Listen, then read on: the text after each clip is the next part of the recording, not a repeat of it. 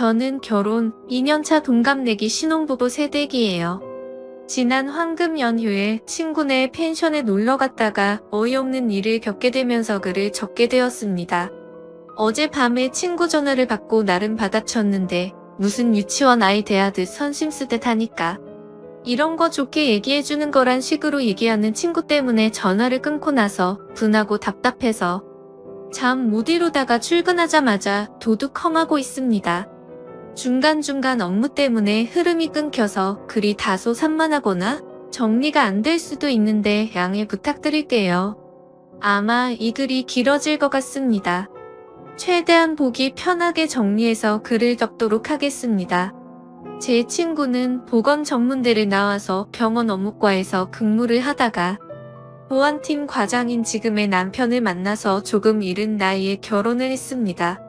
결혼과 동시에 허니문 베이비를 얻고 병원을 관두고 좀 살다가 형편이 어려워져서 시댁에 있는 남편 고향으로 내려가게 되었어요.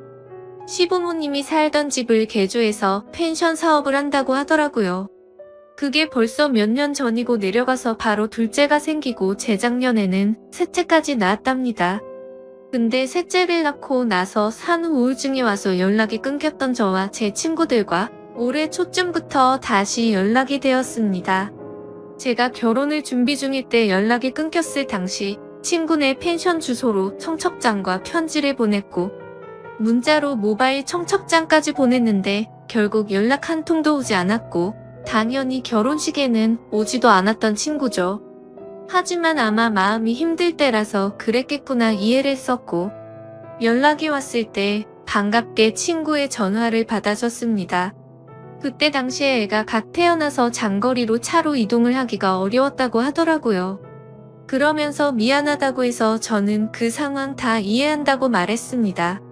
그러다가 이번 연휴에 신랑이랑 연차 내고 여행을 계획 중이라고 하니까 결혼 선물 겸 자기네 펜션에서 숙소를 제공해준다며 놀러오라고 하더군요. 마침 그 지역은 남편도 처음이라 잘 됐구나 싶어서 근처 관광지도 알아보고 친구네 아기들 선물도 준비해서 금요일에 퇴근하자마자 출발했습니다. 도착 예정 시간은 저녁 10시라서 친구에게 미리 양해를 구했죠. 개인 가정집도 아니고 펜션이라서 솔직히 크게 걱정은 하지 않았고 편하게 생각을 했던 것 같아요. 그렇게 친구네 펜션에 도착을 해서 친구네 부부와 인사를 하였고 친구의 남편이 짐 정리를 도와주더라고요. 그 뒤 오랜만에 만났는데 술이나 한잔 하자고 해서 시내에서 사온 치킨과 맥주로 간단하게 먹었습니다.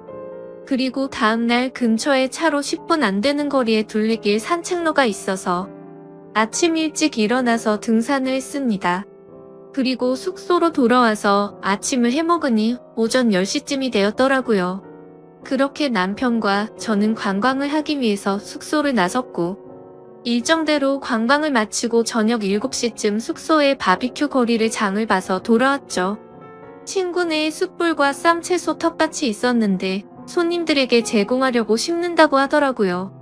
그래서 숯불과 쌈 채소는 친구네 걸 쓰면 되겠다 생각했고 저희는 고기와 자잘한 것들을 전부 사갔습니다.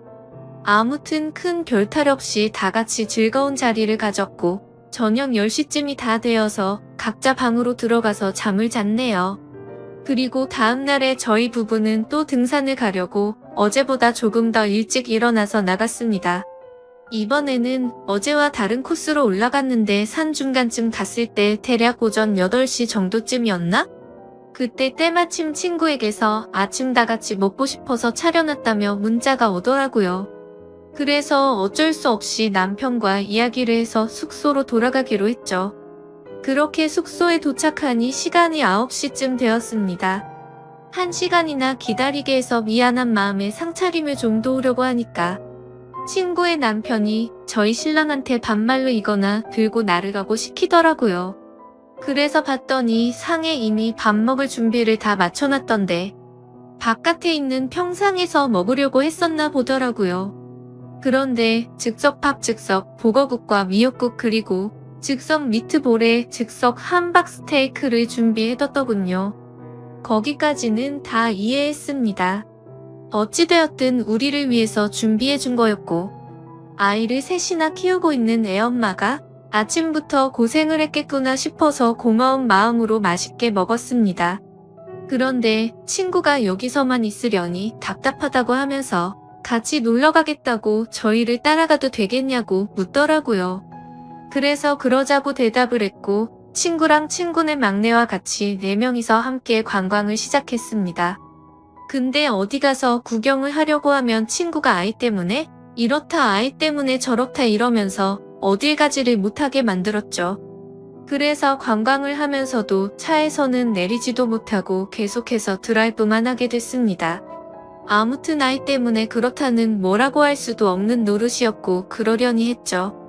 그러다 배가 출출해질 때쯤 점심시간에 맞춰서 그 동네에 있는 유명한 찜닭을 먹고 나서 유명한 점로 향했는데 그곳에 가서는 친구가 또 차에서 내린다고 하더군요. 본인의 사업이 잘 되게 해달라고 기도나 드릴 겸해서 절에는 또 간다고 하더라고요. 거기서 40분가량을 있다가 너무 더운 탓에 아기가 걱정돼서 바로 차에 타고 숙소로 돌아갔습니다. 그리고 가는 길에는 냉동 삼겹살 5kg를 제가 샀고 숙소에 도착해서 시간을 보니 오후 5시가 됐더라고요. 그래서 바로 저녁을 먹으려고 어제처럼 바비큐를 하기 위해서 세팅을 했고 어제 먹다 남았던 재료들이 거의 그대로 남아있어서 간단하게 해서 먹었습니다. 하지만 아무래도 어제 쓰다 남은 재료로 먹다 보니 고기를 제외한 다른 재료들이 좀 부족했고 고기나 많이 굽자는 생각에 고기를 올리려는데 친구가 갑자기 한마디를 하더라고요. 너 아직 아기도 낳지 않았는데 벌써부터 몸이 퍼지면 어떡하려고 그래? 라고 말하더니 제 남편에게 무슨 선생님이 애를 가르치는 듯한 말투로 와이프 몸 관리 좀 잘 시키라고 말하더군요. 심지어 말뿐만이 아니라 제가 고기를 올리려던 걸 뺐더니 냉동실에 다시 집어넣어 버렸습니다. 솔직히 많이 먹은 것도 아니었고 성인 4명에 유치원생 2명, 총 6명이서 한 근 정도밖에 안 먹었습니다. 기분이 많이 언짢았지만 문제를 키우기 싫어서 그냥 넘어갔고 식사 자리를 정리하고 시간을 보니 저녁 8시가 다 되었더라고요. 그래서 얼른 샤워를 마치고 방에서 잘 준비를 다 마치고 남편과 그날 가지 못한 곳 중에 꼭 가고 싶은 곳 2곳을 추려서 내일 집으로 갈 때 들렸다 가자고 얘기를 했습니다. 원래는 오후 1시 퇴실이라서 일요일에 무리해서라도 다 둘러보고 느즈막하게 푹 자고 일어나서 쉬다가 집으로 올라오려고 했는데 친구 때문에 모든 계획이 틀어졌던 거죠. 아무튼 기왕 멀리까지 온 김에 월요일에 좀 늦게 집에 가더라도 보고 싶은 건 다 보고 가자 싶었습니다. 그래서 결국 계획을 수정하고 동선을 확인하고 보니 저녁 9시가 되었더라고요. 저녁을 부실하게 먹어서 그런지 배가 고프길래 남편이랑 같이 차 끌고 근처 편의점에 가서 봉지라면이랑 소세지 그리고 팩으로 된 와인을 사서는 숙소로 돌아와서 먹고 있었죠. 그런데 그때 때마침 친구가 잠자리를 봐준다면서 저희 방으로 오더니 뭔가 표정이 좋지가 않더군요. 아무튼 별로 대수롭지 않은 일이라 그날 밤 잠에 들었고 다음날 준비를 다 끝마치고 아침 9시쯤 밖으로 나가봤더니 친구네는 아무도 일어나지를 않았더라고요. 저희를 제외하고는 한 팀이 더 있었는데도 불구하고 아직까지 자도 괜찮은 건가 싶었지만 피곤했나 보다 했죠. 괜히 깨우면 민폐일 것 같아서 인사를 하고 가려고 한참을 기다렸지만 기척이 없었습니다. 결국 저희 일정도 있고 올라가야 할 길이 멀어서 1시간 정도를 기다리다 깨우게 되었죠. 그러자 친구 남편이 밖으로 나오더니 누가 봐도 짜증이 난다는 말투로 얘기를 하더라고요. 벌써 나가시려고요? 1시 퇴실인데 더 쉬지 참 부지런하시네라고 하더니 저희가 묵었던 방 상태를 점검하러 들어가더군요. 그래서 친구네에게 선물을 주고 가려고 차 트렁크에서 선물을 빼고 있는데 그새를 못 참고 다시 친구네 방으로 들어가 버렸더라고요. 선물을 바닥에 두고 갈 수가 없어서 미안하지만 다시 한번 노크를 했습니다. 그리고 미리 준비한 봉투에 하루치 숙박비 정도에 조금 더 돈을 보태서 20만 원을 줬고 큰 아이들 물놀이 용품과 막내 아이의 여름 내복과 우주복을 선물로 줬죠. 그제서야 제 친구도 부스스하게 나와서는 뭘 이런 걸 준비했냐고 하면서 머쓱해 하더라고요. 그래도 기분이 좋아 보이는 모습이어서 챙겨주길 잘했다고 뿌듯해하면서 인사를 나누고는 숙소를 나섰습니다. 아무튼 그날 남편과 가보지 못했던 곳을 여행하고 집으로 돌아와 보니 자정이 넘었더군요.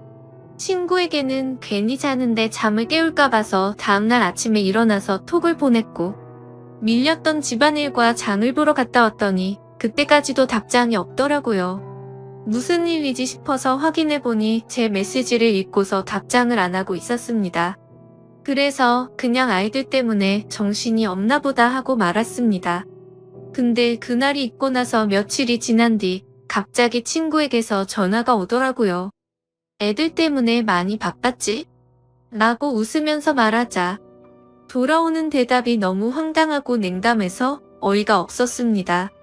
친구의 남편이 저희 부부가 아직 어리긴 한가 보다 라고 했다면서 말해주더니 저희가 철이 없다고 하길래 친구가 저희 편을 들어주느라 진땀을 뺐다고 하더라고요. 그때 기분이 나빴던 선생님 말투로 말이죠.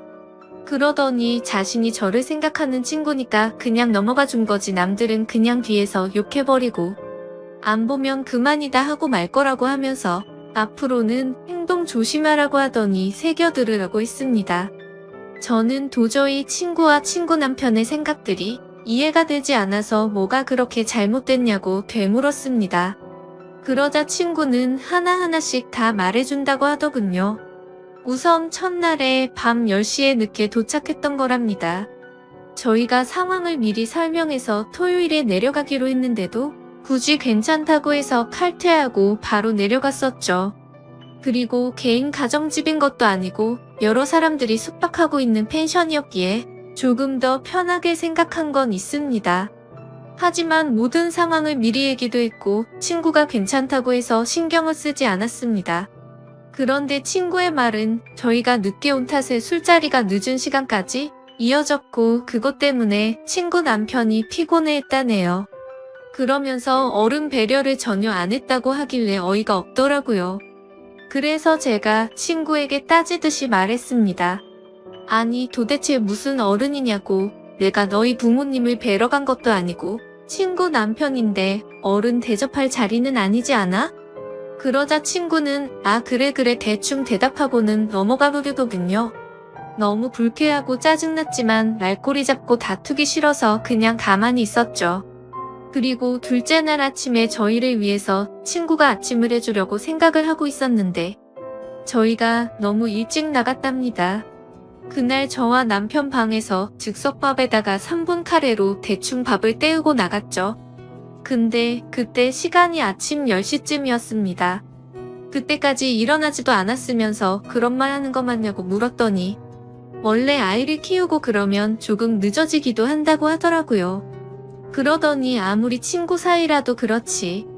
펜션 주인인 자기네들을 불편하게 하는 것도 너무 애들처럼 앞뒤 생각 없이 행동을 한 거라고 하더군요. 무슨 헛소리를 하는 건지 이해가 되지 않아서 그냥 가만히 있었습니다. 그러자 친구는 또 다음 문제점에 대해서 지적하더군요. 바비큐를 먹을 때 친구 남편이 참나무 장작으로 구우면 훨씬 더 맛있다면서 일장연설을 했는데 그건 그러려니 했죠. 솔직히 좋은 말도 한두 번이야 좋지 계속 같은 말을 반복하니 좀 짜증이 났었습니다. 그래도 저희를 많이 신경 써주시는구나 생각하고 고마운 마음으로 먹었습니다. 근데 친구 남편이 화가 난 건 나무의 불씨가 꺼져가도 저희가 가만히 있는 게 어른 공경을 전혀 안 했다네요. 나무가 금방 불이 꺼져서 계속해서 보충을 해줘야 했는데 참나무가 창고에 있었습니다. 창고 키는 친구 남편의 허리춤에 고리를 끼워서 차고 있었는데 그걸 달라고 해서 꺼내오겠다고 해야지 어른 공경인가요? 그리고 솔직히 어른 공경이란 말도 너무 황당하고 웃깁니다. 아마 그 사람이 생각한 건 형님 대접을 생각했던 거겠죠? 나이 차이가 고작 해봐야 4살 차이였거든요. 아무튼 그게 형님 대접인지도 의문입니다.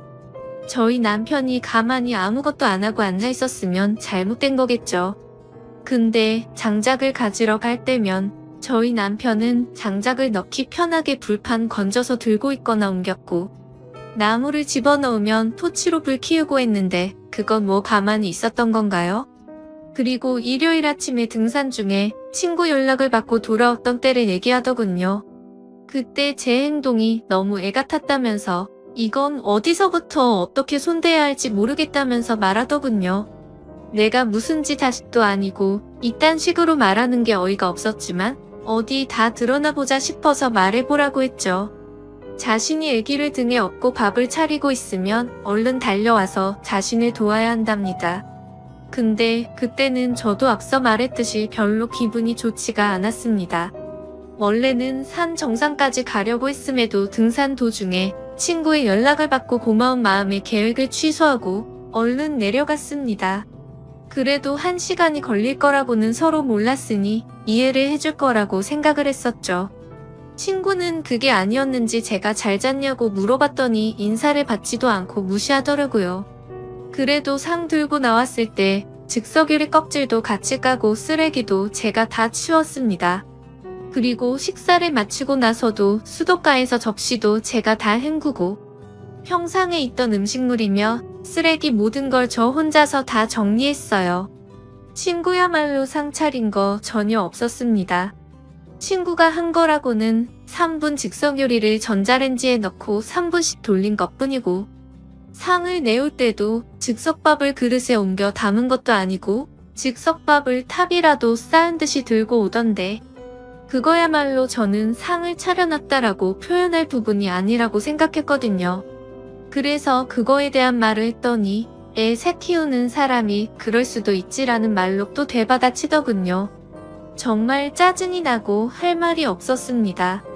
무슨 말만 하면 애 엄마라서 그렇다고 하는데 제가 애를 안 낳아봐서 쉽게 말을 못하겠더라고요. 그리고 친구와 같이 관광지를 돌러 나갔을 때, 절에 갔을 때 제 신랑이 아기를 업어주지 않았던 게 화가 났답니다.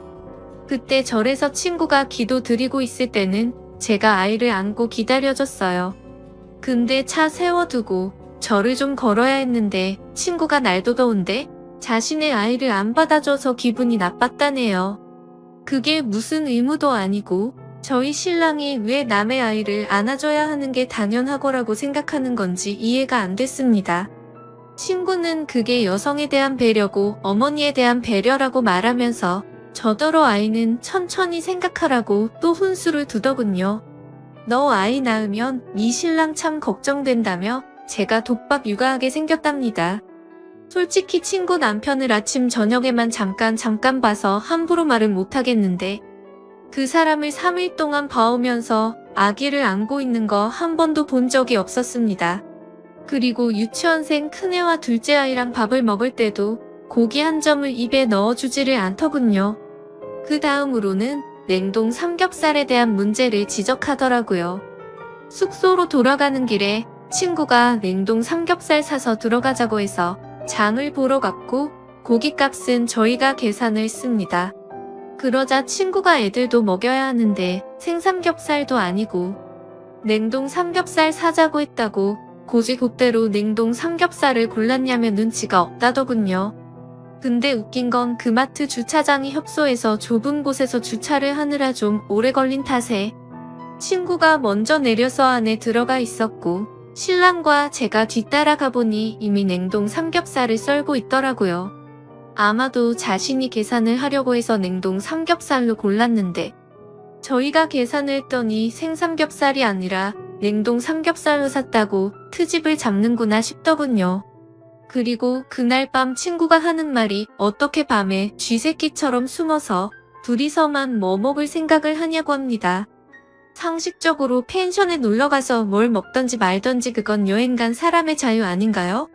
그냥 친구 때문에 저녁을 부실하게 먹어서 배가 고파졌고 그래서 그냥 편의점 가서 뭐 사 먹은 게 죄인가요? 근데 그걸 가지고 쥐새끼처럼 먹는다니 기분이 너무 불쾌해지더라고요. 그래서 따져 물었습니다. 저녁에 배도 안 찼는데 네가 냉동 삼겹살 치우지 않았냐고 했더니 그걸 다 저를 생각해서 그런 거랍니다. 신혼 초부터 그렇게 정신없이 먹다가는 남편한테 미움받을까봐 걱정됐다나. 웃긴 건 그렇게 관리를 운운하면서 왜 친구는 결혼 전보다 몸무게가 20kg가 넘게 쪘는지 그 말에 모순이 너무 심하더군요. 그리고 저희가 집에 돌아오는 날 퇴실을 할 때 너무 일찍 한 것도 불만이랍니다. 퇴실 시간이 오후 1시면 오후 1시로 정한 이유가 있을 텐데 친구를 떠나서 이건 펜션 주인들에 대한 예의가 아니랍니다.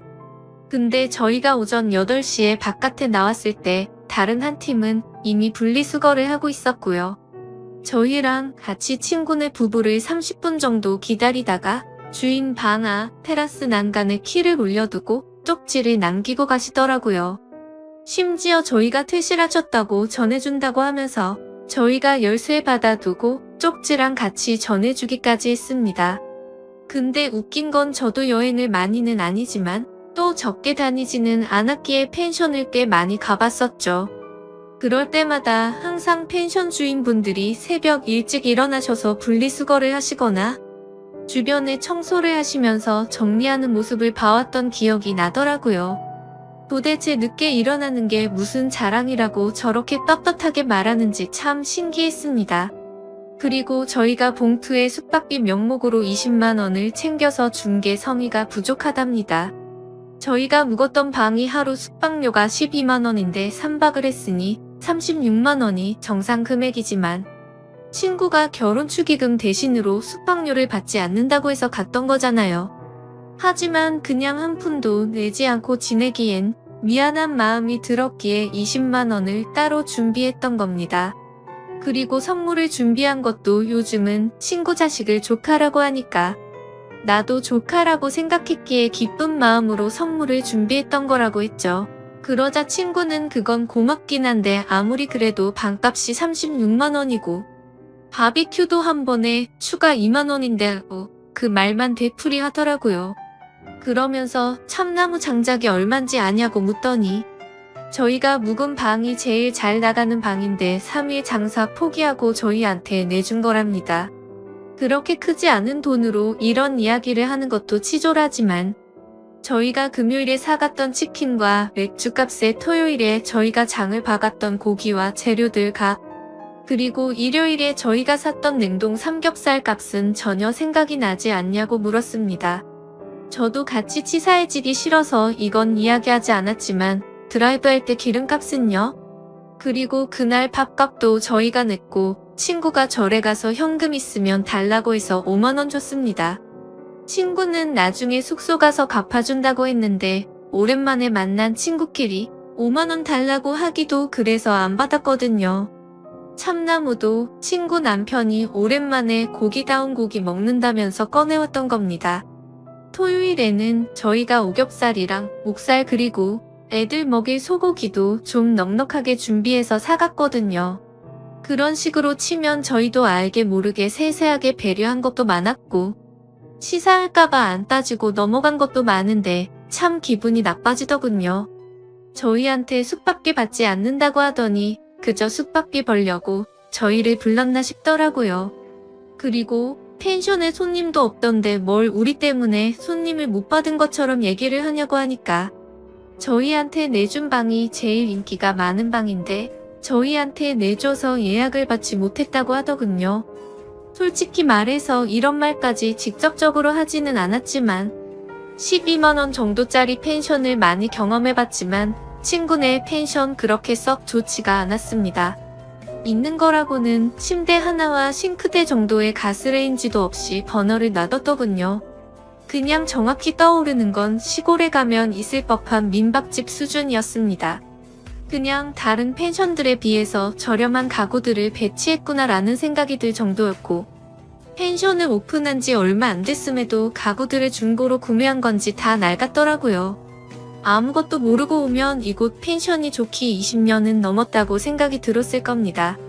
심지어 주인의 성향이라도 보여주는 듯이 홈문이 벽지에 떨어진 부분은 맞지도 않는 벽지로 땜빵을 해뒀더군요. 솔직히 기분이 나빠서 이런 것까지 다 따지려다가 너무 큰 상처로 남을까 봐서 크게 한숨 한번 쉬고서 참았습니다.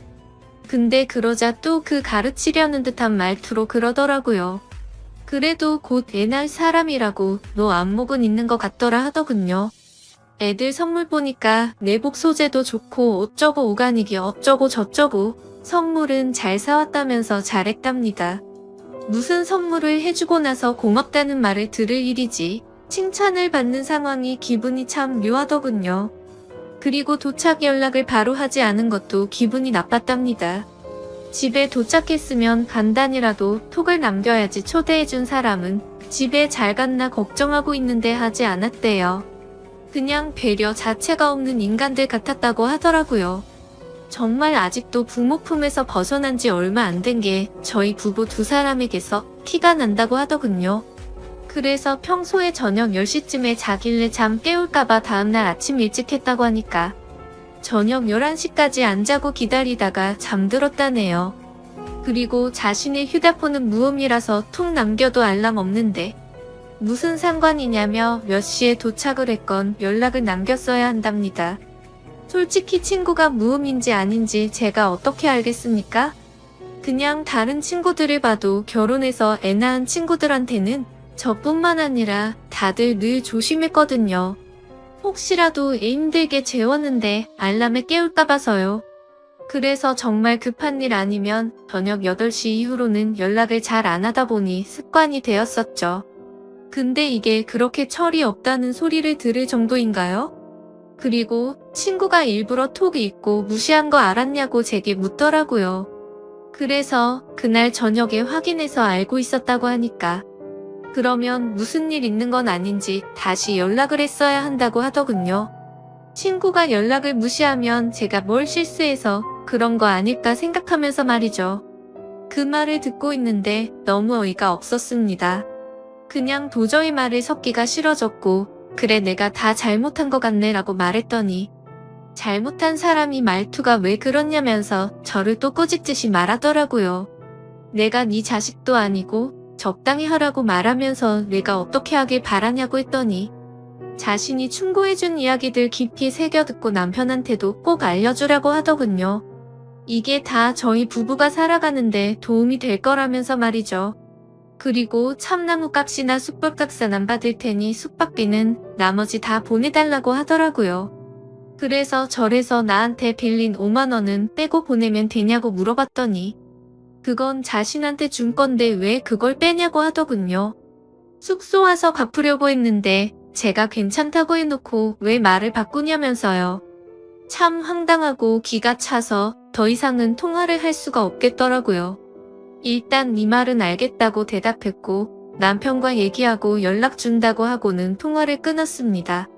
제가 그 통화를 끊으면서 남편과 상의해서 남은 돈을 입금하려고 했던 건 절대 아니었죠. 너무 울화가 치밀어서 더 이상 통화를 하다가는 욕을 내뱉을 것 같아서 일단 빨리 끊자고 했었던 겁니다. 도대체 친구가 이기적이긴 했지만 어쩌다 이렇게까지 됐을까 생각이 들더라고요. 그리고 혹시나 싶어서 숙박 어플을 들어가서 친구네 펜션 후기를 봤더니 아니나 다를까 후기가 엉망진창이더라고요. 시설에 대한 비난부터 시작해서 청소가 잘 되어 있지 않아서 지저분하다는 평들도 많았고 저와 같이 펜션 주인들이 늦게까지 자느라 퇴실도 제대로 못한다는 글도 보이더라고요. 그렇게 악플들도 많다 보니 펜션 평점도 많이 낮아져 있는 상태였고 그냥 누가 보더라도 이곳에는 가기가 싫을 것 같은 모습이었습니다. 아마도 제가 친구 펜션이 아니었다면 절대로 이곳에 가지 않았을 것 같았죠. 아무튼 그날 저녁 남편이 들어와서 오늘 있었던 일에 대해서 다 이야기를 해줬습니다. 그러자 남편은 제가 생각해보지도 못했던 말을 해주기 시작했죠. 사실 그때 바비큐 파티를 하던 날 제 남편과 친구의 남편이 담배를 피러 갔었을 때 이야기를 나눴다네요. 술에 취해서 그런지 그 남자가 갑자기 헛소리를 했다고 하더군요. 저와 어디서 어떻게 만났는지 물어보면서 아내가 미인이라서 부럽다면서 그따위 소리를 했답니다. 그리고 자신이 미혼이었고 저를 먼저 만났다면 어떻게 한번 해봤을 거라고 했다더군요. 그러더니 펜션 하면서 다른 건 다 괜찮은데 예쁘고 어린 여자애가 남자친구랑 놀러오면 부러워서 짜증이 난다고 했다네요. 겉으로는 보수적인 척하고 어른인 척하더니 뒤에서는 그따위 더러운 생각을 하고 있다는 걸 알고 나니 더 불쾌하더라고요. 그래서 그딴 말을 듣고도 가만히 있었냐고 남편에게 따졌더니 그냥 술에 취해서 헛소리 하는 거로 생각했고 괜히 분위기가 이상하게 만들까봐 그냥 넘어갔답니다. 솔직히 그냥 남은 차액만큼 숙박비 줘버리고 말까도 생각했지만 도저히 그냥 넘어가기가 싫어졌죠. 다음날 아침 그 친구에게 전화를 걸어서 말했습니다. 네 남편이 나에 대해서 어떤 말을 했는지 아냐고 따졌고 어제 남편에게 들었던 이야기를 그대로 전해줬습니다. 그러자 놀랍게도 그 친구는 아무렇지도 않다는 듯이 그게 뭐 어때서? 남자들이 그렇게 생각할 수도 있지라고 하더라고요. 너무 기가 차고 황당해서 이 남편이 나한테 했던 말이 아내의 친구한테 할 말이냐고 따졌더니 그냥 생각만 한 것도 죄가 되냐고 하면서 엉뚱한 소리 하지 말고 숙박비나 빨리 보내달라고 하더군요. 그때서야 저는 깨닫고 말았습니다. 이 인간들이랑 말을 더 길게 섞어봤자 의미가 없을 거라는 거요. 그런데 그냥 돈을 보내주기는 싫었고 보내줄 생각도 없었습니다. 그래서 조만간 보내줄게 라고 대답했고 그날 이후로 하루에도 몇 번씩이나 연락이 오더라고요. 아이들 키우느라 바쁘다더니 저한테 연락할 시간은 남아도는 것 같더군요. 결국 일주일 동안 매일같이 그렇게 연락이 오다가 결국 친구였던 그 인간이 제게 욕을 보냈습니다. 얼마 되지도 않는 돈 가지고 자신을 갖고 노는 거냐고 그따위로 인생 살지 말라고 하더라고요. 그래서 저는 답장을 했습니다. 내가 너한테 무슨 빚을 졌길래 그러는 거냐고. 네가 숙박비 결혼 선물로 준다고 했던 거 그냥 가는 거 미안해서 20만원 준 거로 모자라냐고 말했고 아무리 그래도 펜션 주인이 됐다고 뭔가 세상 주인이 된 거로 착각하는 것 같은데 나랑 내 남편 네 자식 아니니까 함부로 가르치려 들지 말라고 했습니다. 그렇게 가르치고 싶으면 여자한테 환장한 네 남편이나 잘 가르치라고 말했죠. 그리고 펜션 장사를 잘하고 싶으면 이렇게 지인들 데려다가 뒤통수 치지 말고 열심히 하라고 하면서 내가 살면서 이런 사람과 친구였다라는 게 내게 가장 큰 실수였다고 말했고 네 번호 차단할 테니 잘 살라고 말하고 차단을 했습니다. 어차피 거리도 멀어서 마주칠 일도 없는 사람일 뿐더러 도저히 상식이 통하지가 않아서 내린 결론이죠. 그리고 당연히 그 인간에게 돈 10원도 주기가 싫어서 차액은 보내지 않기로 결정했습니다. 아무튼 이번에 일어난 일에 대해서 친구들과 만나서도 이야기를 나눠봤는데 다들 하나같이 하는 말이 그 친구에게서 최근 들어 연락이 와서 놀러오라고 했다고 하더라고요. 혹시나 했는데 진짜로 지인들에게 뒤통수를 쳐가면서 장사를 하려고 했나 봅니다. 더 소름 끼치는 건 뭔지 아시나요? 제가 연락을 차단했더니 놀러갔을 때 줬던 제 남편 명함이 있는 번호로 연락이 왔고 남편 휴대폰에서도 그 번호를 차단했더니 사무실까지 전화가 왔다고 하더라고요. 사무실 동료 직원분들에겐 남편이 대충 어떤 일인지 말해줘서 이상하게 생각하지는 않는다고 했고 남편은 그냥 얼마 되지도 않는데 보내주고 끝내자고 했지만 뭔가 사기당하는 기분이 절대 안 된다고 했습니다. 솔직히 그 숙박비보다 훨씬 더 많은 돈을 쓴 것도 억울한 마당에 제정신으로는 절대 그럴 수가 없네요. 다른 분들이 보시기에는 제가 이렇게 고집을 부리는 게 이상해 보이시나요? 아무튼 요즘 들어 쓸데없는 일에 휘말려서 스트레스가 이만저만이 아니네요. 부디 이 글을 읽어주시는 모든 분들이 저처럼 이상한 친구와 엮여서 이런 짜증나는 일이 없으셨으면 좋겠습니다. 아마도 길어서 많은 분들이 읽으시다가 뒤로 가게 하셨을 수도 있겠지만 저는 이렇게 글을 적고 나니까 한결 마음이 편안해지는 것 같네요. 제 사연을 읽어주셔서 감사드립니다. 정말 웬만한 드라마 뺨치는 반전에 반전이 있는 일이 제게도 일어났습니다. 연예인 최수종처럼 다정다감했던 남편의 소름 돋는 이중생활과 저와 제 어머니 앞에서 남편을 따귀까지 때리던 시어머니의 충격적인 본심. 마지막으로 계속 답답하기만 했던 제가 복수를 했던 사연을 적어봅니다. 우선 저는 임신을 한 지 6개월이 된 임산부 여자입니다. 결혼한 지는 대략 3년 정도가 되었고요. 남편과는 2년 동안 연애를 하다가 결혼을 했습니다. 저희 시댁 다 좋으신 분들이고요. 시댁과 친정 그리고 저희 집 세 집이 전부 다 가깝고 모난 성격 가지신 분이 없어서 별 문제 없이 잘 지내고 있었습니다. 시어머님이랑 제 친정엄마랑 같이 운동도 하는 사이셨으니 뭐 말 다 했던 거죠. 저는 현재 임신 중이라 일을 쉬고 있고 남편은 평범한 회사원이에요. 남편 회사가 야근과 회식이 잦은 편이 아니어서 보통 7시에 퇴근을 하면 집에 7시 30분까지는 꼭 오는 편이었죠. 제가 임신을 하고 나서부터는 귀가 시간을 더 칼같이 지켜줬습니다. 매주 일요일마다 남편이 조기 축구에 나가지만 이것도 뭐 아침 8시에서 9시쯤 나가서 늦어도 오후 2시쯤에 들어오는 편이었습니다. 연애를 할 때부터 남편이 워낙 운동을 좋아해서 이건 저도 이해를 해주고 있었죠. 힘들게 일하고 집에 들어와서도 항상 집안일도 잘 도와줬습니다. 유독 빨래 널기를 싫어하긴 했지만 웬만한 건 다 해줬죠.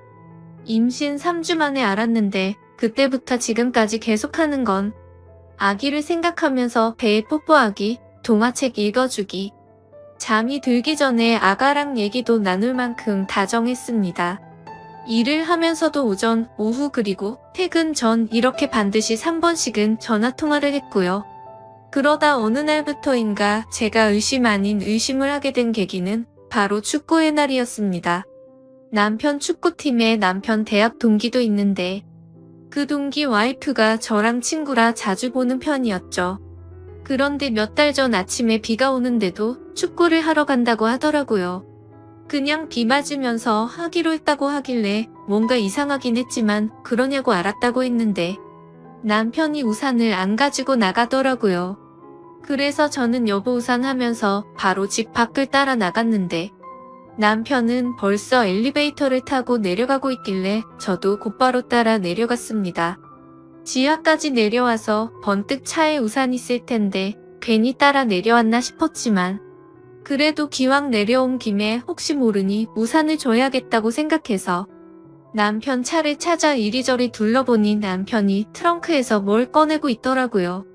제가 자기야 하고 남편을 부르려는 순간 자세히 보니 남편이 옷을 갈아입고 있더군요.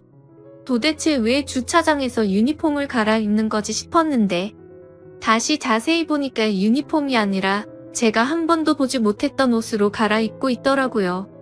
저 옷은 뭐지? 지하 추장에서 왜 저러지 싶었지만 그때까지는 별다른 확신이 없기도 했고 당황한 나머지 일단 생각을 정리하려고 그냥 집으로 조용히 올라왔습니다. 그리고는 그 초기 축구팀의 남편 동기의 와이프에게 전화를 했죠. 간단히 안부 인사를 하고 혹시 지금 뭐 하고 있냐고 했더니 친구는 남편이랑 친정에 가는 길이라고 하더라고요. 제가 너희 남편은 축구하러 안 갔어? 라고 물어보니 오늘 비가 와서 축구가 취소됐다고 말을 해주더라고요. 그렇다면 도대체 내 남편은 지금 어디를 가는 걸까 생각이 들어서 곧장 전화를 걸었습니다. 하지만 남편은 전화를 받지 않더군요. 그리고는 평소보다 늦은 저녁쯤에 들어와서는 아무렇지 않은 듯이 또 아기에게 뽀뽀를 하고 애교를 부리길래 제가 민감한 건가 생각했습니다. 그래도 이상한 마음에 남편에게 왜 아까 전화는 안 받고 축구 오늘 취소된 거 아니냐고 물어보자 취소된 거 문자를 늦게 봤다며 그냥 나온 김에 회사 가서 잔업이나 했다고 하더라고요. 전화는 왜 안 받았냐고 물어보자 회사 올라갈 때 실수로 차에 휴대폰을 놓고 갔다면서 부재 중 전화 보기는 했는데 집으로 바로 들어올 거라서 그냥 왔다고 말하더군요. 그래서 그냥 그렇게 된 거구나 싶어서 아무 말도 안 하고 넘어갔죠. 그리고는 그렇게 또 평소처럼 지내게 되었습니다. 남편은 여전히 늘 그랬듯이 제 시간에 퇴근을 했고 다정다감했습니다. 근데 남편이 일요일에 축구를 하러 갈 때마다 왠지 모르게 느낌이 싸하더라고요. 원래는 어차피 땀 흘린다고 간단히 세수 정도만 하고 나가던 인간이 어느 순간부터 갑자기 샤워를 하고 나가더군요. 그리고 제가 지지난주 토요일 저녁에 남편에게 물었습니다. 여보, 내일 날씨도 좋다는데 내가 오랜만에 도시락 싸서 응원하러 갈까? 나도 오랜만에 바람 좀 쐬고 좋잖아라고 했습니다. 제가 임신하기 전에는 가끔씩 남편이 축구할 때 도시락 싸서 구경하러 종종 가고는 했거든요. 그러자 남편이 깜짝 놀라면서 아이 잘못되면 어떡하냐면서 괜히 위험한데 오지 말라고 극구 말리더라고요. 조금 위험하긴 했겠지만 과하다 싶을 정도로 남편이 놀라는 모습이 이상했습니다. 원래 같으면 제가 간다고 하면 좋다고 싱글벙글할 사람이었거든요. 결국 도저히 의심이 커져가는 건 안 되겠다 싶어서 다음날 남편이 축구를 하러 간다고 준비할 때 저도 따라가기 위해서 콜택시를 불렀습니다. 남편은 이날도 어김없이 샤워를 하고 있었고요. 남편 차와 제 차가 따로 둘 다 있기는 했지만 제가 임신 중이라 운전이 어려울 것 같기도 하고 왠지 따라가다가 들켜버릴 것 같아서 택시를 부르게 되었죠. 아무튼 그렇게 준비를 마친 남편이 인사를 하고 나가자마자 후다닥 나와 미리 와 있던 콜택시를 타고 따라갔습니다. 의심을 하는 제가 참 못나 보이기도 하고 남편이 바람이 났으면 어떡하지라는 생각을 하는데 정말 엄청나게 긴장이 되더라고요. 제발 아니길 바랬지만 역시나 남편은 원래 제가 알던 운동장 쪽으로 가지 않았고 번화가 쪽으로 향하더군요. 그리고 차에서 내리더니 평소 저와 자주 가던 카페로 거침없이 들어가더군요. 카페가 통유리로 되어 있는 인테리어라서 가까이 가서 볼 수는 없었지만 저도 일단 택시에 내려서 숨어서 지켜보고 있었습니다. 남편은 어떤 여자랑 웃으면서 대화를 나누고 있더군요. 그래서 남편에게 전화를 걸어봤더니 밖으로 나와서 받으려고 하는 것 같길래 얼른 상가 뒤쪽으로 몸을 숨겨서 통화를 했습니다. 저는 아무렇지 않은 듯이 자기야 도착했어? 라고 물어보자 응 여보 조심히 잘 도착했어. 나 이제 축구해야 돼서 끊어야 될 것 같은데 자기도 우리 아가랑 잘 놀고 있어. 최대한 빨리 들어갈게 하더니 전화를 끊고 다시 카페로 들어가더군요. 그리고 조심히 숨어서 지켜보는데 자연스럽다는 듯이 그 여자의 두 손을 잡고 있더라고요. 그 모습을 보고 머리에 피가 거꾸로 솟는 기분이 들었고 이 상황을 어떻게 해야 될까 마음도 진정이 안 되더군요. 그리고 혹시나 아이한테 위험할까봐 마음을 진정시키기 위해서 일단 다시 집으로 왔습니다. 그 시간이 한참 지나 밥도 못 먹고 있다가 그래도 아기 걱정에 우유에 미숫가루를 조금 타서 먹고 설거지를 하려고 하니 남편이 들어오더라고요. 그러더니 자기야 자기가 왜 설거지를 해? 이런 건 그냥 나 시키라고 했잖아. 자기는 얼른 가서 아기랑 편안히 TV나 보고 있어 라고 하면서 제가 끼고 있는 고무장갑을 빼서 자기가 설거지를 하더군요. 그러면서 여보 오늘 심심했지? 오늘 축구하는데 태식이가 넘어져서 진짜 웃기더라. 아 참 그리고 끝나고 축구팀 다 같이 매운 닭갈비 먹으러 갔는데 그 집 진짜 맛있더라. 여보 아기 낳고 나면 우리 다음에 꼭 거기 가서 먹어보자 하며 가증스럽게 지어낸 이야기를 아무렇지도 않게 이야기를 하는데 갑자기 눈물이 나더라고요. 저렇게 겉으로 볼 때 완벽하고 다정한 사람인데 도대체 왜 바람을 피는 걸까? 이걸 모른 척 해야 하나 말아야 하나 정말 참 많은 고민이 되었습니다. 어떻게든 증거를 모아서 이혼을 해버릴까도 생각했지만 제가 다른 사람들보다 너무 큰 행복을 누리고 있다고 생각했거든요. 그렇게 큰 고민을 안고서 혼자 끙끙 앓고 있는데 평일 낮에 시어머니가 저희 집에 놀러 오셔서 같이 밥을 먹고 커피를 마시면서 TV를 보고 있었습니다. 그런데 그때 때마침 사랑과 전쟁 재방송이 하더라고요. 그래서 저도 모르게 어머님께 물어봤습니다. 어머님 만약에 아범이 저렇게 바람 피우면 저 어떻게 해야 할까요? 저는 그럼 너무 슬플 것 같아요. 그러자 어머님은 너 놔두고 저런 짓 하면 그땐 아범도 더 이상 내 아들 아니다. 난 그러면 아범 버리고 너랑 손주랑 살 거야. 왜? 아범이 바람이라도 피는 것 같니? 라고 물어보시더군요. 그리고는 혹시라도 그런 일이 생기거든 친구나 친정 쪽에 얘기하면 상황이 복잡해질 수도 있으니까 나한테 얘기하라고 말씀을 하시더라고요. 그래서 일단 네 알겠어요. 어머님하고는 그 얘기를 마무리 지었죠. 그리고 또 다시 일요일이 찾아왔고 남편이 축구를 하러 나가는 날이었습니다. 오랜만에 날씨도 맑고 공기도 좋은데 제 마음은 너무 무겁고 편하지가 않았죠. 그래서 다시 한번 제대로 확인을 해보기 위해서 이번에도 저번과 같이 콜택시를 불러놓고 늦잠 자는 척을 했습니다. 그렇게 남편은 샤워를 마치고서 나가는 소리가 들렸고 저도 얼른 나가서 택시를 타고 주차장 입구에서 기다렸습니다. 남편은 또 옷을 갈아입고 있는지 아니면 먼저 나가버렸는지 지하 주차장에서 남편의 차가 나오지를 않더라고요. 이렇게 놓쳐버린 건가 싶어서 당황해하고 있는데 택시 아저씨도 계속 재촉하시고 정말 답답해지더라고요. 그런데 그때 때마침 남편 차가 지하 주차장에서 나왔습니다. 그래서 택시 기사님께 아저씨 저 차 좀 따라가 달라고 말하자 택시 기사님이 저를 되게 불쌍하게 쳐다보는데 정말 불쾌해지더군요. 아무튼 그런 게 중요한 게 아니었으니 다시 한번 빨리 따라가 달라고 말했습니다. 남편 차를 따라가 보니 또다시 번화가로 향했고 이번에는 2층에 있는 카페로 가더라고요. 그곳도 저와 몇 번 가봤던 곳이었기에 익숙한 곳이었습니다. 인터넷에 찾아보니 이윤과 관계없이 일단 증거부터 남기라고 하셔서 휴대폰 카메라를 켜고서 남편을 따라 2층으로 올라갔습니다. 2층에는 네일샵과 스크린 골프장 등 여러 가게가 있었기에 다른 사람들이 보더라도 제가 밖에서 서성거리는 모습이 어색해 보이진 않았습니다.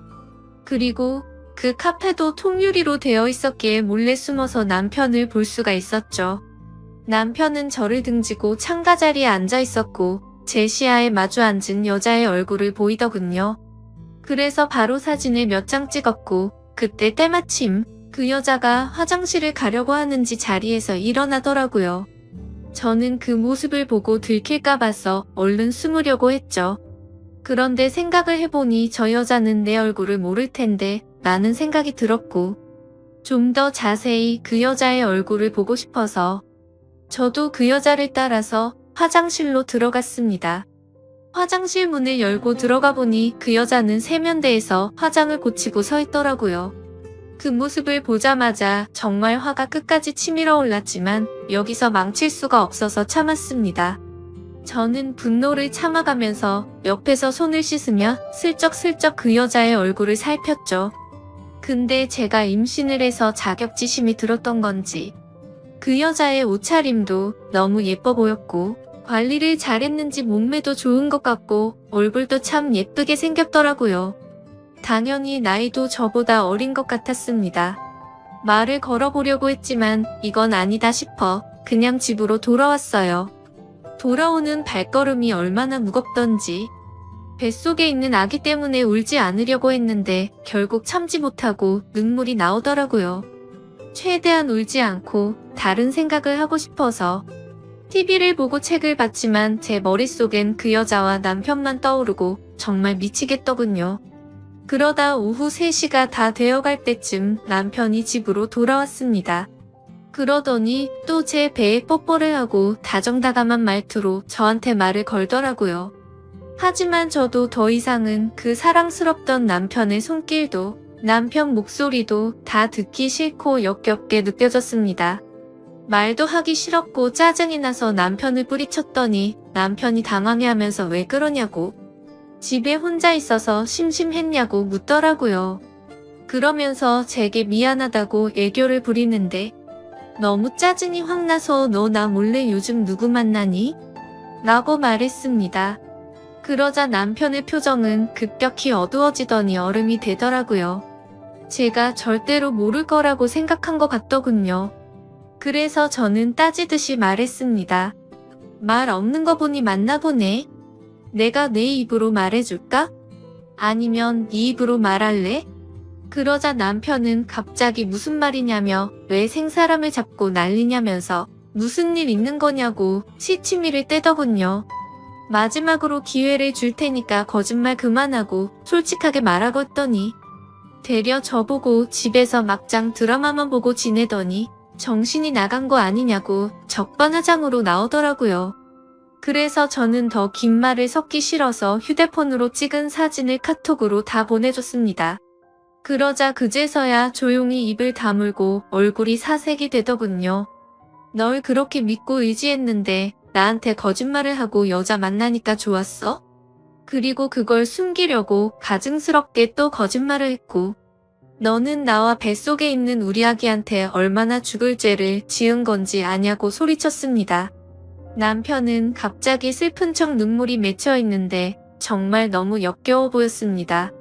지금 울 사람이 누군데 갑자기 피해자 코스프레를 하는 게 어이가 없었죠. 솔직히 제가 성격을 말하면 어릴 때부터 한번 마음을 먹거나 마음이 돌아서면 참 냉정한 편이거든요. 그렇기에 결코 쉽게 안 좋은 쪽으로 마음을 먹지 않으려고 노력했고 한 번의 실수는 용서를 해주려고 했는데 이건 실수가 아니잖아요. 그래서 계속 나한테 할 말 없냐고 물어보면서 아직도 발뺌할 거냐고 물었더니 나지막이 심심해서 만난 거야 라고 대답을 하더군요. 너는 심심해서 바람 피는구나.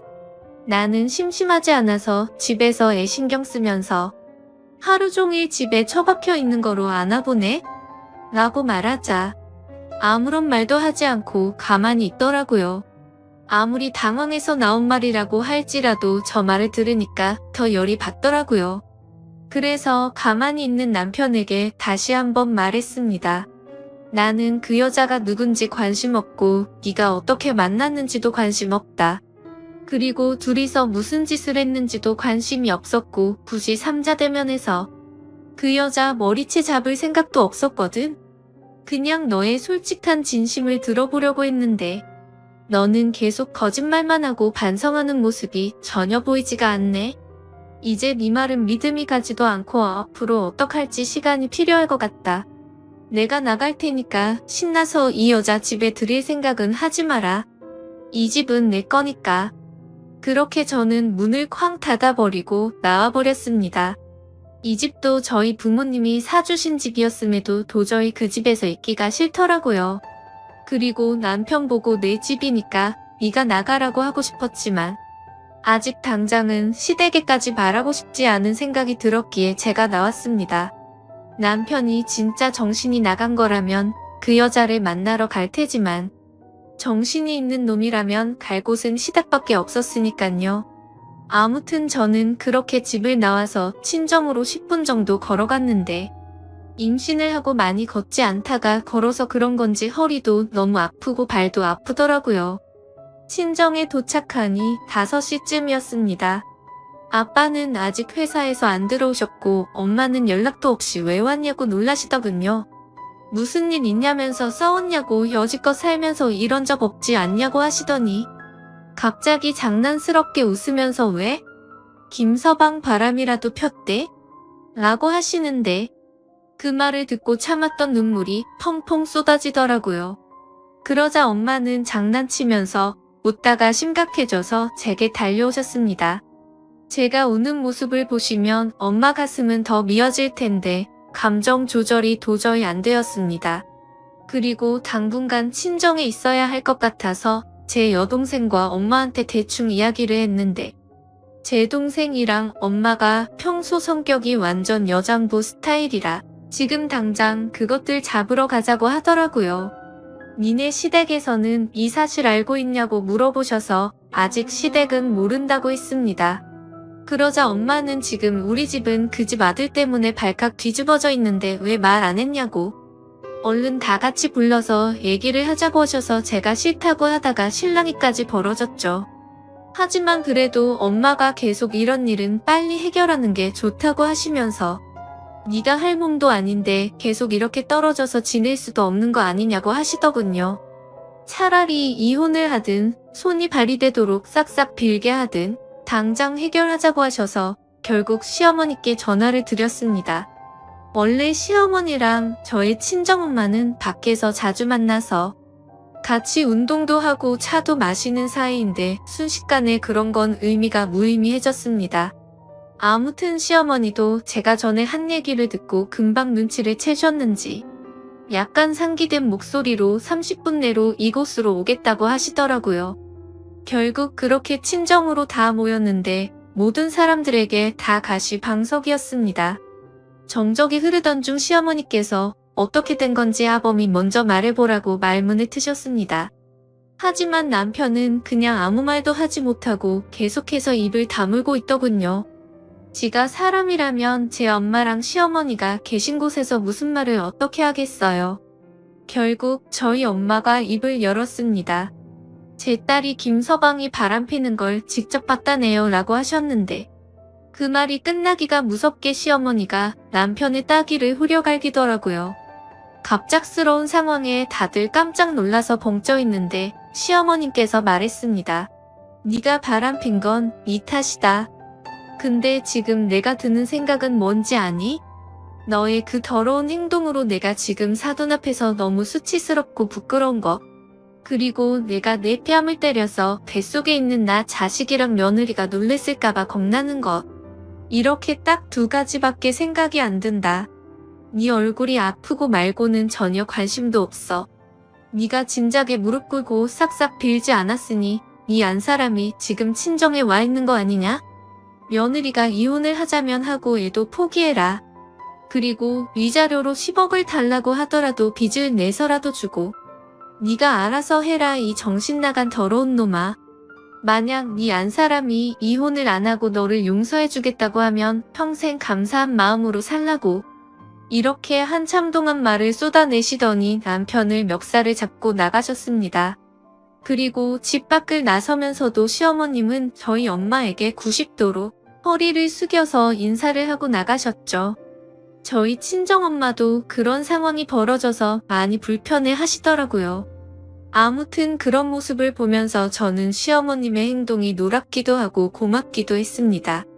뭐 제가 없는 곳에서는 남편을 타이르거나 위로했을 수도 있겠지만 어머님의 그 행동이 저랑 제 엄마 앞에서 쉬운 건 아니었으니까요. 남편이 외동으로 자랐고 어머니께서 어렵게 제 남편을 가지셨다고 들었습니다. 저희 엄마는 사돈이 저렇게까지 하셨으니 이제부터는 네가 남편이랑 얘기해볼 문제라고. 지금은 꼴도 보기 싫겠지만 일단은 집에는 들어가서 같이 있으라고 하셨습니다. 그래서 저는 지금 혼자 밥 숟가락도 들 수 없겠다고 투정 아닌 투정을 부리니 일단 알겠다고 마음 진정부터 하라고 하시고는 넘어가셨습니다. 그렇게 며칠 동안 저는 친정집에서 지내고 있었고 남편에게서는 연락 한 통이 없었습니다. 저도 남편한테 먼저 연락하고 싶지는 않았지만 이야기를 좀 해보고 싶기도 하고 저도 제 마음을 모를 정도로 너무 복잡했습니다. 너무 빨리 이 문제를 터뜨린 탓에 남편이 더 압박이 온 거일 수도 있고 앞으로 제 부모님과 제 여동생을 마주할 생각을 하면 자기 자신도 많이 불편했겠죠. 그럼에도 반성의 기미가 전혀 보이지도 않고 고작 들은 한마디는 심심해서 만난 거야 밖에 없었습니다. 아무튼 어찌됐건 이렇게 평생을 지낼 수도 없었기에 저는 결판을 내려고 이른 새벽에 집으로 들어갔죠. 현관문을 열고 들어가니 출근 준비 중인 남편이 깜짝 놀라서 쳐다보더라고요. 일단 제가 먼저 집에 들어간다는 것이 유치하지만 뭔가 지는 듯한 느낌이 들었습니다. 그래서 아무 말 없이 안방으로 들어가서 여행용 캐리어에 남편 옷을 차곡차곡 넣었습니다. 근데 생각해봤더니 캐리어도 제가 샀던 거라 그냥 다시 다 꺼내서 100리터 쓰레기 봉투에 다시 담았습니다. 그때 문을 빼꼼히 열고 제가 뭘 하는지 보던 남편이 깜짝 놀래서 왜 이러냐고 뭐 하는 짓이냐고 말하더군요. 너 뻔뻔하게 바람 피우고 사과도 안 했잖아. 그리고 우리 집 와서도 나랑 우리 엄마한테 사과도 안 하고 바로 나가지 않았어? 심지어 여태까지 연락 한 번도 없던 걸 보면 너는 나랑 살고 싶지가 않은 거잖아. 근데 여긴 내 집이니까 당장 네 옷이랑 짐 다 싸서 당장 나가라고 얘기를 했습니다. 솔직히 말해서 냉정해 보이기 위해 일부러 더 조근조근 얘기했습니다. 그랬더니 남편은 너 진짜 소름 끼친다 이러더라고요. 그 말을 듣는 순간 너무 어이가 없었고 열이 받았습니다. 진짜 소름 끼치는 사람이 누군데 나한테 어떻게 저렇게 말을 할 수 있는지 눈물이 날 것 같았죠. 그래도 눈물을 흘릴 수는 없기에 꾹 참고 당장 이거 갖고 나가라고 했더니 그대로 짐을 들고서 나가더라고요. 제가 그렇게 냉정하게 대하면 울고불고 싹싹 빌 줄 알았는데 당황스러웠죠. 그렇게 다정했던 그 사람이 아무런 미련도 없다는 듯이 그냥 나가버리네요. 저도 너무 열이 받아서 일단 제일 먼저 현관 비밀번호부터 바꿨습니다. 근데 내가 지금 뭐 하는 짓인지, 우리가 어쩌다 이렇게 됐는지 싶어 갑자기 또 눈물이 나더라고요. 그래도 일단 할 건 해야 할기에 비밀번호를 바꾸고 물 한 모금 먹으려고 주방 쪽으로 갔더니 깨끗하게 설거지하고 나온 설거지통에 접시 2개랑 포크 2개가 있더군요.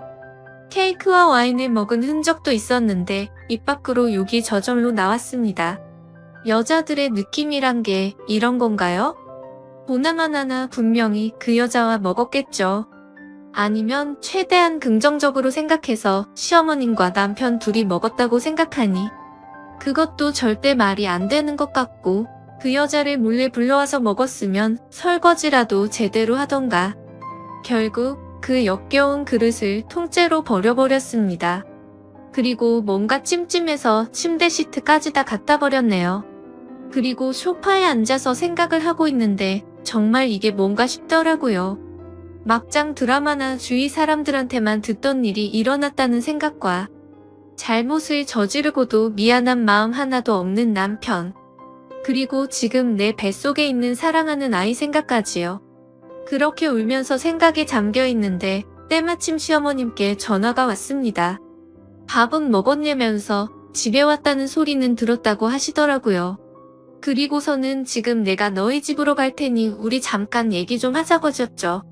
왠지 집에서 보면 분위기가 이상해질 것 같아서 그냥 집 근처에 있는 카페에서 보자고 말씀드렸고, 먼저 나가서 기다리고 있으니 시어머님께서 오시더라고요.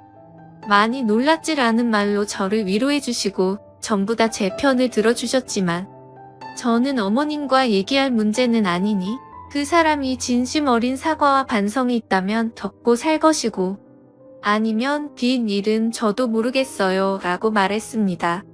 어머님은 끝까지 뱃속의 아기를 생각해서 좋은 쪽으로 생각하라고 하셨고요. 그리고 혹시나 싶어 어머님께서 혹시 저 먹으라고 집에 케이크 사주셨냐고 물었더니 아니 아범이 너 먹으라고 사놓은 거 아니냐고 물어보시면서 케이크 먹고 싶으면 엄마가 하나 사줄까? 라고 하시더라고요. 그냥 아니라고 대충 이야기를 마무리 짓고 카페를 나왔는데 진짜 인간 같지도 않은 놈이랑 살았구나 라는 생각이 들었습니다. 그리고 나서 다시 집에 돌아왔더니 잠을 제대로 못 자서 피곤했던 건지 이런 일이 있어도 저도 사람인지라 잠이 들었네요. 그러다 몇 시간이 지나갔는지 벨소리에 화들짝 놀라서 깨보니 휴대폰에는 전화가 계속해서 오고 있었고 난리가 나 있었습니다. 그래서 뭔가 싶어서 인터폰을 봤더니 그놈이 짐을 들고서 다시 와 있더군요. 걸쇠를 걸어두고 문을 열어서 무슨 일이냐고 물어봤더니 내가 퇴근하고 우리 집에 왔는데 뭐가 무슨 일이냐고 되묻더라고요. 그러더니 계속 얘기 좀 하자고 하길래 일단 저도 끝을 내더라도 얘기는 해봐야 할 것 같아서 문을 열어줬습니다.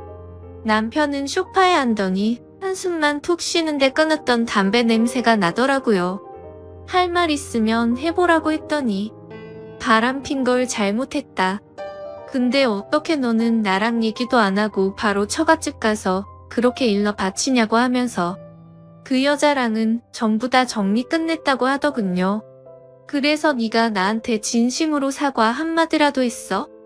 그리고 내 집에서 케이크랑 와인 먹은 거 다 아는데 정리했다고 또 거짓말하냐고 소리쳤습니다. 그랬더니 남편 얼굴이 새파래져서 카메라를 달아둔 줄 아는지 천장을 두리번 거리는데 정말 어이가 없더군요. 내가 저렇게 멍청한 인간과 살았다는 게 허탈해지는 기분이었습니다. 그냥 거짓말조차 제대로 못하는 한심한 인간이었구나 싶더군요. 그러더니 사실 아직까지는 정리를 하지 못했고 깔끔히 정리할 수 있게 시간을 달라고 하더군요.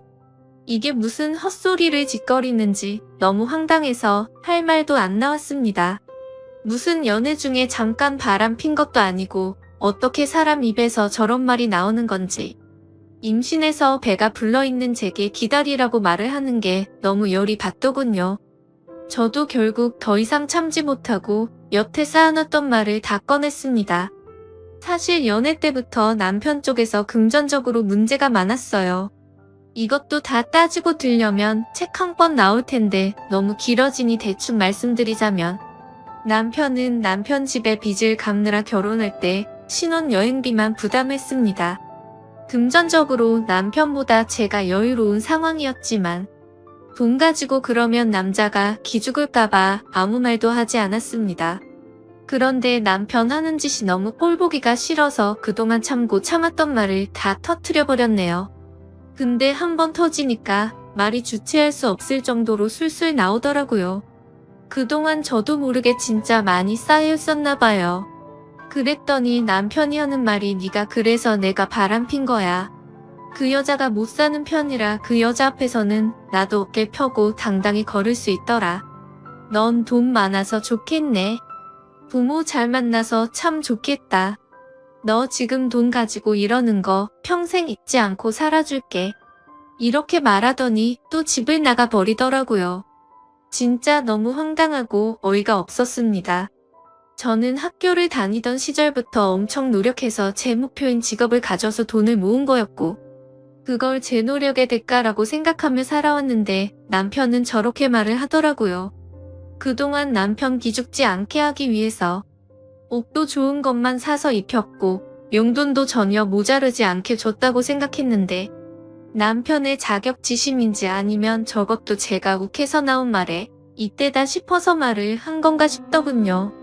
아니면 진짜로 그동안 내 앞에서 기가 죽어서 그런 건지 전혀 모르겠더라고요.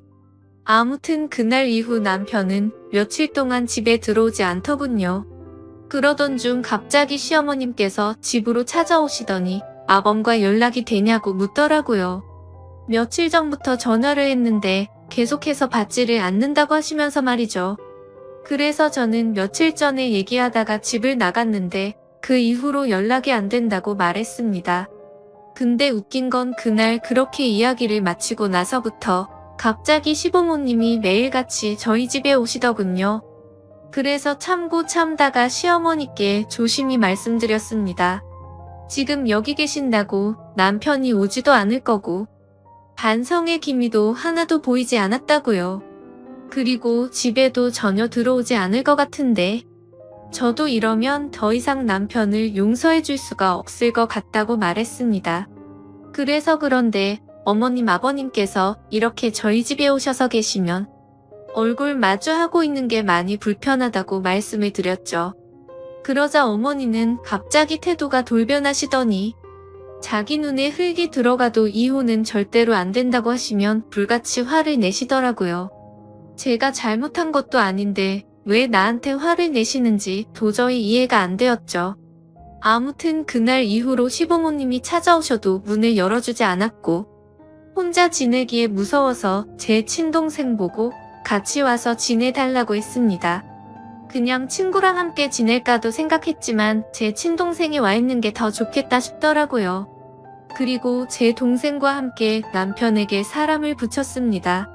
이렇게까지는 정말 하고 싶지 않았는데 시부모님과 얘기를 하다 보니 넋을 놓고 있을 수는 없겠더라고요. 근데 요즘 세상 참 무섭더군요. 입금을 해주고 남편 핸드폰 번호와 얼굴 사진, 그리고 직장과 자동차는 무엇인지 기본적인 사항들만 알려줬더니 실시간으로 문자와 전화가 오고 사진도 계속해서 보내주더라고요. 만약에 인화를 원하시면 인화해서 퀵으로 보내준다고까지 말하더군요. 참 놀라우면서도 이런 경험을 하고 있다는 게 정말 씁쓸했습니다. 그리고 지금 남편의 휴대폰 통화 내역 조회를 마친 상태이고 신용카드 내역서는 꼼꼼히 보진 않았지만 이번 기회에 밖에서 그 여자와 돈을 얼마나 쓰고 다녔는지 알게 되었습니다. 심지어 제 카드인데도 불구하고 더럽게 많이도 긁었더군요. 이렇게까지 양심도 없는 놈인지 몰랐습니다. 그리고 역시나 남편은 회사 퇴근 후에 알콩달콩 신혼처럼 그 여자 원룸에 가서 살고 있더군요. 그래서 덕분에 지금 그 여자의 집 주소와 번호도 확보된 상태이지만 일단 지금은 제가 그 여자를 만날 경우 정신적인 문제가 생길 것 같아 참고 있었죠. 그 여자의 이름과 나이와 직업 그리고 다른 정보들도 알게 됐는데 아직 미혼이더군요. 아무튼 이혼 소송은 제가 홀몸도 아니고 긴 싸움이 될 것 같아서 바로 지금 진행을 할지 아기를 낳고 할지는 고민 중이었습니다. 사실 저희 아버지께서 법 쪽에 종사하고 계시고 저희 친가 쪽 집안 자체가 법 쪽에서 일하는 분들이 많으십니다. 그래서 길게 갈지는 몰라도 쉬운 싸움이 될 것 같기도 하네요. 친권 양육권 위자료는 물론이고 아기 얼굴을 볼 자격도 없다고 판단돼서 아주 어렵겠지만 면접 교섭권까지 박탈할 생각입니다. 남편에게는 이혼 소송 준비 중이니 너도 준비해라라고 문자 한 통을 남겼는데 바로 전화가 와서 제정신이냐고 화를 내더니 뱃속에 아기를 가진 엄마란 여자가 어떻게 그런 생각을 하냐고 하더군요. 그러면서 제가 엄마가 될 자격이 없다고 말을 하더라고요. 진짜 너무 어이가 없어서 화조차 나오지가 않았습니다. 누가 제정신이 아닌 건지 누가 자격이 없는 건지 모르겠네요. 그래서 제가 지금 어디서 자냐고 물어봤더니 그것까지 알 거 없고 이혼은 무조건 안 된다고 하더군요. 지금 누굴 바보로 하는 건지 알콩달콩 재미있게 시간 보내는데 푹 빠져서 뭐가 맞는 건지 사리 분별이 안 되고 제정신이 아닌 것 같더라고요. 어쨌든 저는 결정을 내렸고 한번 시작한 일을 제대로 끝장을 볼 생각입니다. 가정을 지키고 싶었지만 남편의 태도로 인해 일이 결국 이렇게까지 되었네요. 아기를 생각하면 먼 미래에 저도 남편도 후회할지도 모릅니다. 사실 저는 그 사람이 저를 사랑해주는 마음 그거 하나만 보고 결혼을 결정했었어요. 당연히 저희 집에서 반대가 너무 심했지만 저는 그냥 제 마음 하나만 봤었습니다. 돈이나 다른 건 다 제가 채워줄 수 있는 부분이라고 생각하면서요. 그런데 지금은 가장 중요한 사랑이란 게 없어졌습니다. 그러면서 문득 궁금해져서 그 여자를 만나야겠더라고요. 나를 그렇게 사랑하던 남자가 도대체 그 여자가 뭐가 그렇게 좋아서 만났을까 말이죠. 그리고 그 여자가 제 얼굴과 아기를 가진 배를 본다면 죄책감을 느꼈으면 했습니다. 아무튼 그래서 그 여자에게 전화를 해서 누군지를 밝혔고 만날 장소를 알려주고 남편한테 나를 만난다고 말해도 상관없다고 했더니 일단은 말하지 않겠다고 하더군요. 그렇게 저는 약속 장소에 도착했고 카페 자체가 조용하고 넓은 곳이어서 일단 약속 시간 20분 정도 전에 가서 제 동생과 제 동생 남자친구가 자리를 잡고 앉아 있었습니다. 혹시나 하는 마음에 저는 동생 쪽 가까운 테이블에 앉아 있었고요. 그렇게 약속 시간이 되었고 그 여자는 아주 예쁘게 차려입고 제게 다가왔습니다. 아마도 저를 만난다고 더 신경을 쓴 것 같은 모습이었어요. 저는 그녀에게 만나고 싶었다고 인사를 했고 잠깐 동안 정적이 흘렀습니다. 드라마를 보면 여자 얼굴에 물을 붓고 따귀를 때리고 그러던데 그럴 분위기는 전혀 아니었죠. 이야기를 나눠보니 남편이 저와 결혼 전부터 둘은 이미 알던 사이였고 저희 결혼식 때도 왔었다고 하더군요. 참고로 저는 이 여자의 존재를 전혀 몰랐습니다. 그리고 남편과는 우연히 얼마 전에 만났고 남편이 유부남인 줄 알면서도 서로 마음을 돌릴 수가 없었다고 하네요. 임신한 사실은 오빠가 얘기를 하지 않아서 자신도 몰랐다고 하더군요. 정말 제 앞에서 오빠 하면서 얘기하는데 기분이 참 더러웠습니다. 나는 지금 너희 때문에 이혼을 하려고 한다. 그쪽 생각은 어떠냐고 물으니 자기는 아직 어려서 오빠와 결혼할 생각은 없는데 그냥 오빠가 좋다고 말하더라고요. 계속 이런 식으로 얘기를 하는데 정말 너무 화가 나서 말문이 턱 막히더라고요. 그런 가벼운 감정으로 남의 집 가정을 파탄내다니 그쪽 정말 무서운 사람이네요 라고 했더니 제 앞에서 제 눈을 똑바로 마주치면서 말도 또박또박 얼마나 잘하던지 누가 바람을 피운 여자인지 모를 정도로 당당하더군요. 그래서 뭐가 그렇게 당당하냐고 물었더니 오빠가 그쪽이랑 있으면 기가 많이 죽는다고 하던데 왜 그런지를 알겠네요. 저는 그냥 오빠 기 살려준 것밖에 없어요. 터진 입이라고 말도 아주 얄밉게 하는데 무슨 말을 하던 간에 너한테 손해라고 생각하니 생각보다 참을만 했습니다. 그러다 얘기를 더 이상 하기 싫어서 제가 먼저 자리를 일어서려고 하는데 오빠 지금 저랑 같이 지내고 있어요 라고 말하더군요. 그래서 어쩌라고요? 라고 물었더니 그냥 아시라고요. 아기가 있어서 이유는 못하시겠지만 오빠가 지금은 저한테 너무 빠져있네요. 근데 뭐 정신 차리면 다시 집에 갈 테니 조금만 기다려보세요 라고 말하더군요. 정말 같은 여자로서 여자는 건들지 않고 싶었는데 처음부터 죄송하다는 말 하나 없더니 제가 아기 때문에 이혼 안 할 것 같으니 이렇게 저한테 막말을 하는 것 같던데 정말 정신을 번쩍 들게 해줘야겠구나 싶었습니다. 그래서 집에 오자마자 사진을 인화하고 워드로 편지를 적어 내려갔습니다. 그 여자의 본가와 회사 그리고 남편의 회사에도 그 편지와 사진을 보냈습니다. 같은 여자로서 이러고 싶지 않았는데 정말 태도가 너무 좋지 않더라고요. 한편으로는 끼리끼리 잘 만났다는 생각도 들어서 통쾌하다는 생각까지 들었습니다. 아무튼 그렇게 편지를 보낸 다음 날 바로 그 두 명의 인간한테서 전화가 계속해서 오더군요.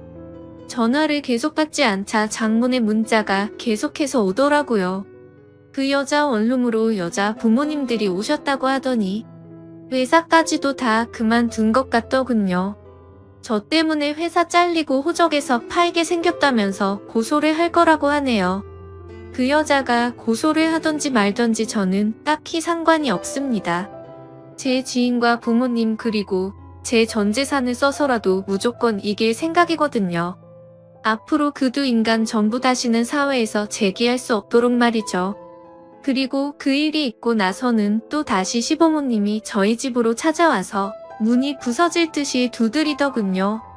동생이랑 같이 집에 있었기에 별로 걱정하지 않고 문을 열어줬습니다.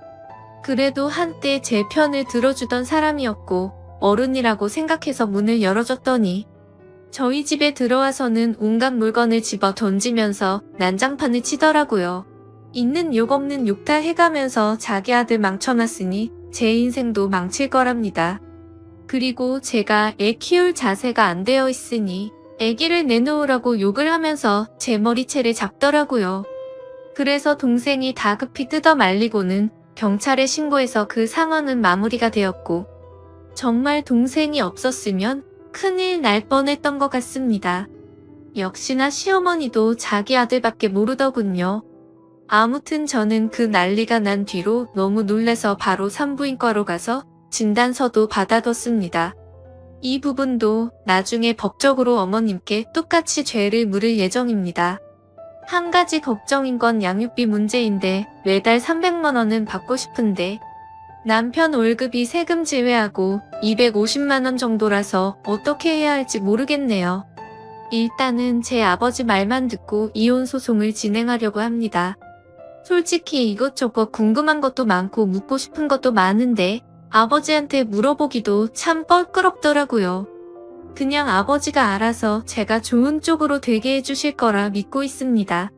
그리고 제가 돈을 내고 있는 남편 카드도 다 정지해놨는데 저한테 문제로 돈 없다고 난리 피우더니 저더러 돈으로 뒤통수나 맞으라고 와있네요. 내 돈을 내가 보존하겠다는데 왜 저렇게 파렴치한지 진짜 황당하더군요.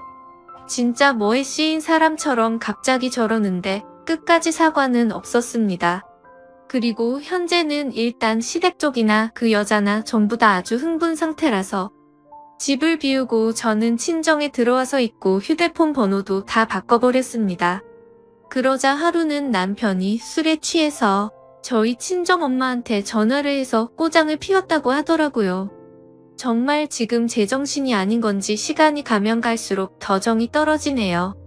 아무튼 지금 상황은 이렇습니다. 이제 법정에서 볼 날만 남았네요. 저는 인과응보라는 말을 심하게 믿는 편이에요. 그래서 반드시 남편과 그 여자의 죄값을 톡톡히 받아낼 겁니다. 어쩌면 저도 이렇게 모질게 대하는 게 나중에 죄를 받을지도 모른다는 생각도 들지만 그래도 지금으로서 최선의 방법을 택했다고 생각하려고요. 긴 글인데 이렇게 읽어주셔서 진심으로 감사합니다.